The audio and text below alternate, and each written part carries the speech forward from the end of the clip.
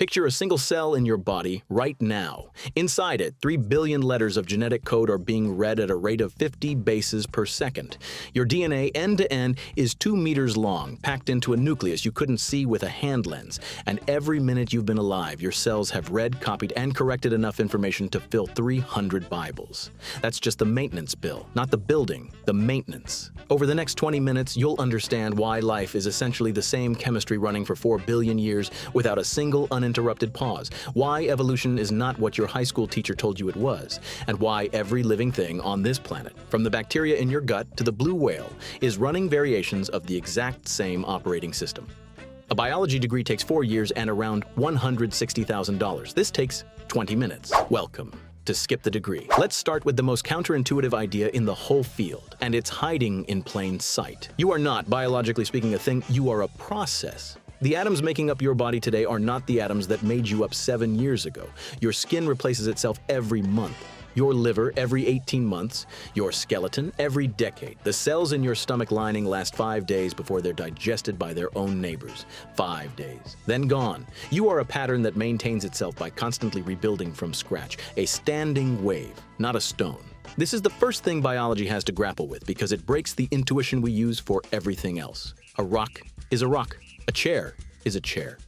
But a living thing is more like a flame than an object. A flame looks solid. It has a shape. You can point to it, but it's not made of any particular molecules. It's a pattern of combustion that holds its form while matter flows through it.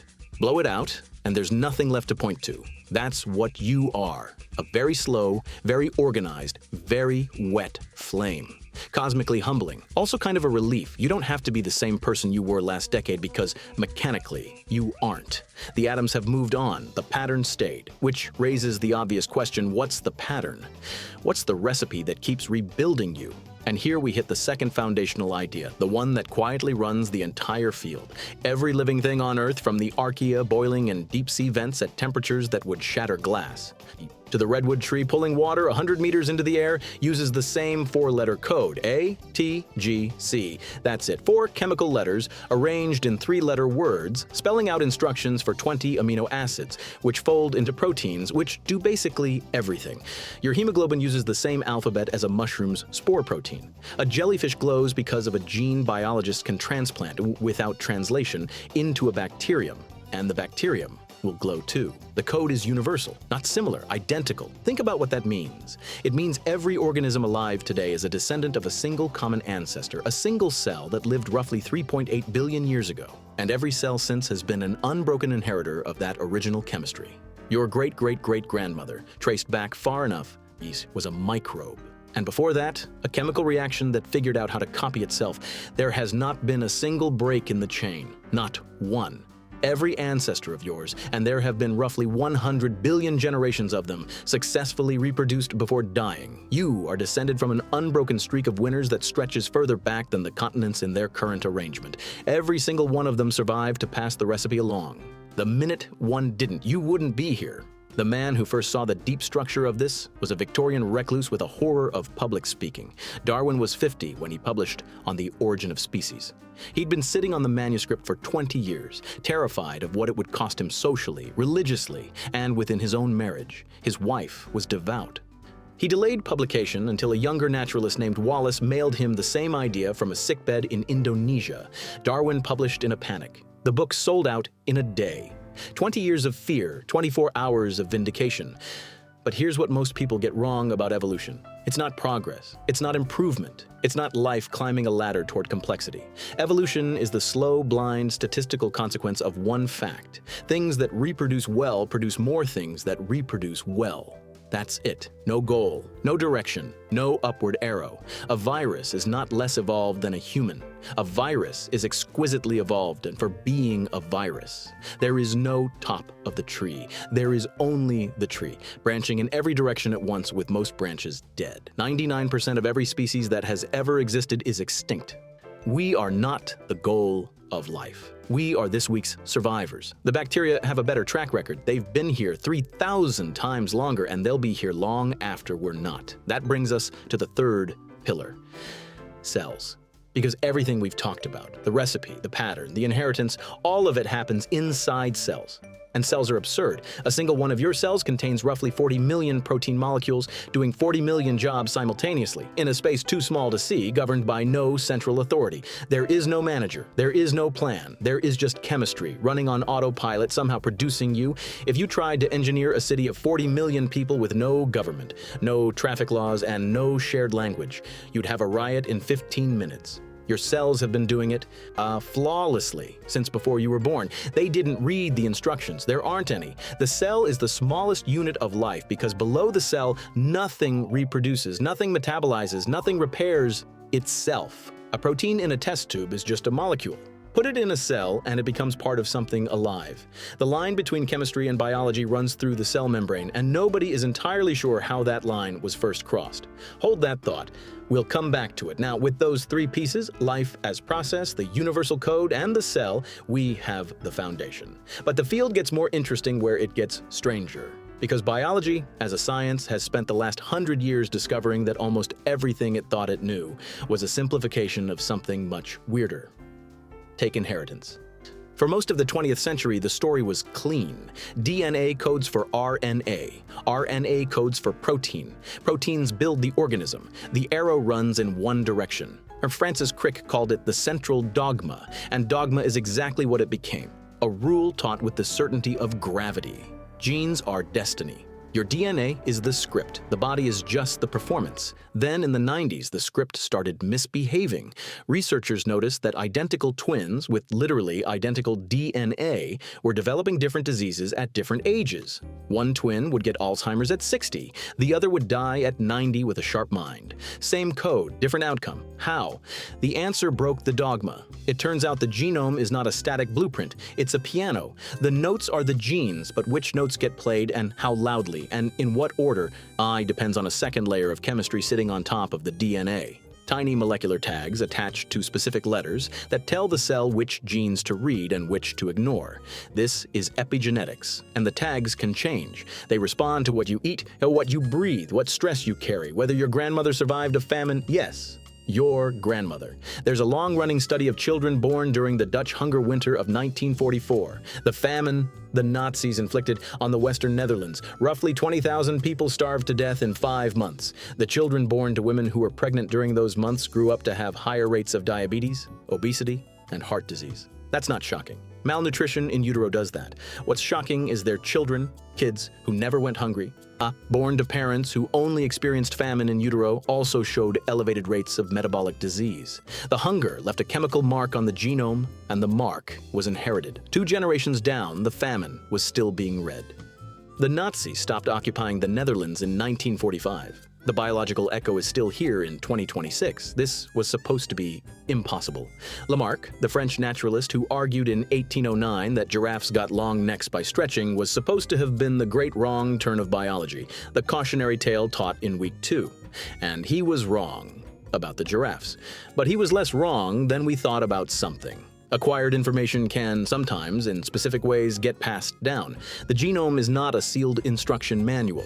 It's a manual that takes notes in the margins. And some of those notes outlive the reader. Which brings us to the second great rupture, and this one is even stranger. You are not one organism. You are an ecosystem. The human body contains roughly 30 trillion human cells. It also contains roughly 39 trillion bacterial cells. Cell for cell, you are more bacteria than you. Most of them live in your gut, in a community of around 1,000 species, weighing about 2 kilograms, roughly the weight of your brain. And this isn't passive. Your gut microbiome digests food your own enzymes can't touch, produces vitamins your body can't make, trains your immune system, and sends chemical signals to your brain that influence mood, anxiety, and appetite. Mice raised without any gut bacteria at all behave differently. They're more anxious, more antisocial, and they have measurably different brain chemistry. Transplant the microbiome from an obese mouse into a thin mouse, and the thin mouse gains weight. The biology runs through the bacteria, the you doing the digesting, the thinking, the feeling that you is a federation. and the bacteria get a vote. The next bad mood you have, statistically, started in your colon. Try sitting with that one.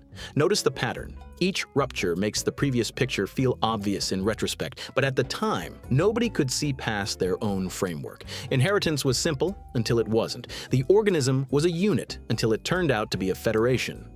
Every generation of biologists believed they were closing in on the last layer, and every generation discovered another one underneath. That's the rhythm of the field. Settled, then not.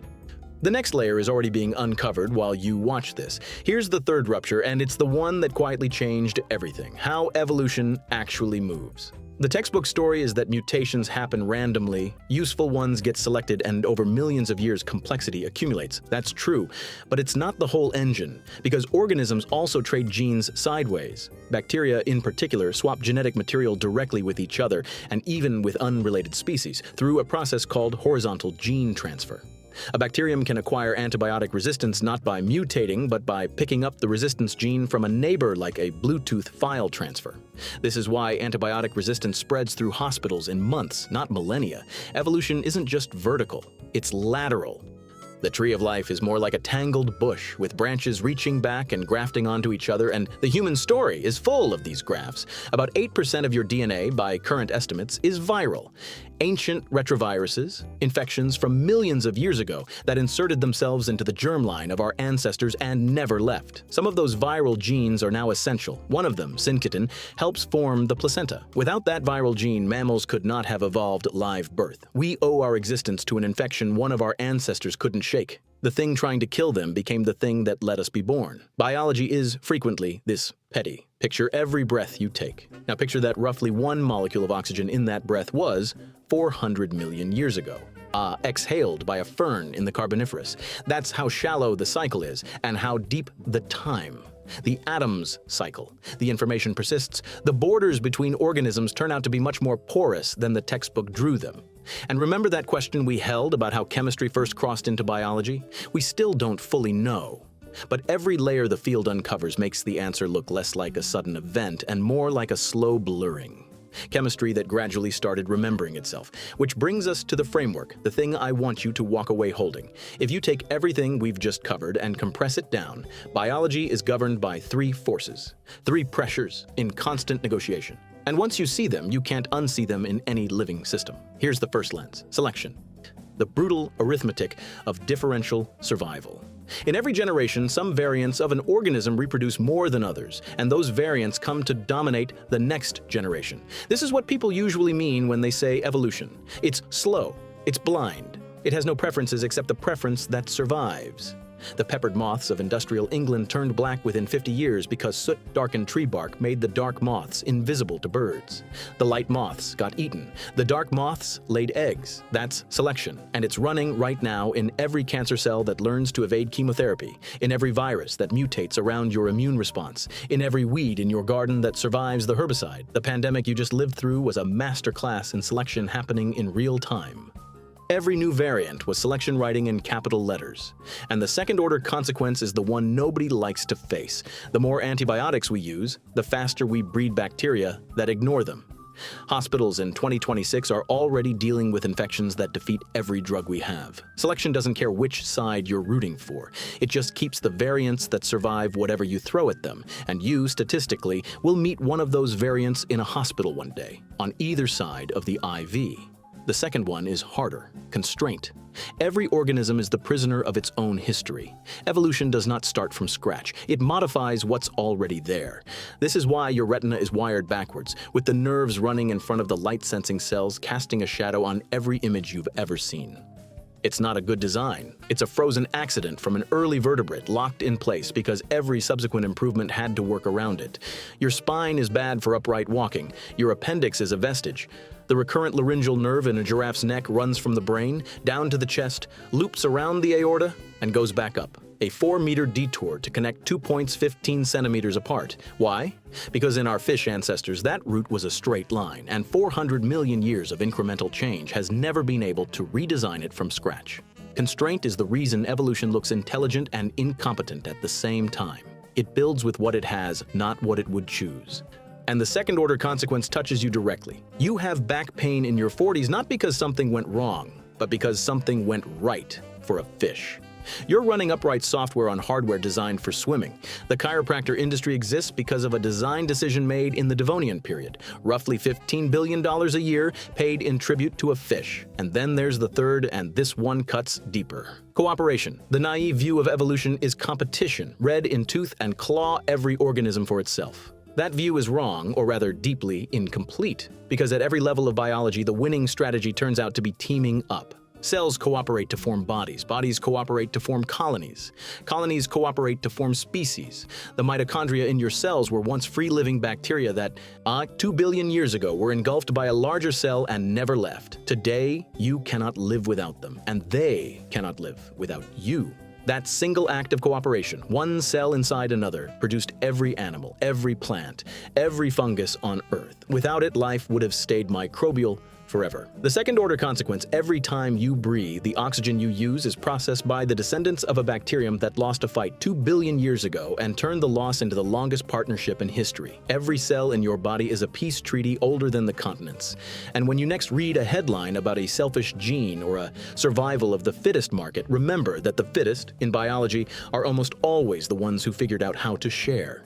Competition is loud. Cooperation does the actual work. Selection, constraint, cooperation. Three forces, always running, always negotiating. They explain the bacteria in your gut, the back pain in your spine, the cancer that runs in your family, the climate that shaped your species. Hold those three and you have a key that fits most of the doors in this field. You now understand why you are a process and not a thing. The universal four-letter code that links you to every organism that has ever lived. Why epigenetics broke the central dogma and let famine echo across generations, and the three forces, selection, constraint, and cooperation, that govern every living system on this planet. That's 4 years of a biology degree. The foundational framework, the ruptures the field had to swallow, the uncomfortable truth that you are a federation, not an individual, in 20 minutes. Skip the degree. Biology, in the end, is not the study of life. It's the study of how chemistry, given 4 billion years and no instructions, learned to remember itself. Every cell in you is a letter passed down an unbroken chain since before the continents had their current names. You will end. The chain won't.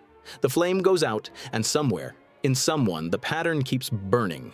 The matter is just on loan. The pattern is the only thing that's ever really yours. And even that you inherited. You're not the author, you're the next paragraph. If any of this changed how you see your own body, the constraints you inherited, the cooperation running silently in your gut, the selection pressure shaping you right now, then you already know why the next discipline matters. Every field has its central code, its hidden constraints, its quiet cooperations. We just spent 20 minutes learning to see them in biology. The same lens works everywhere else. Subscribe, and let's keep going. What comes next will look different on the surface. Underneath, it's the same game.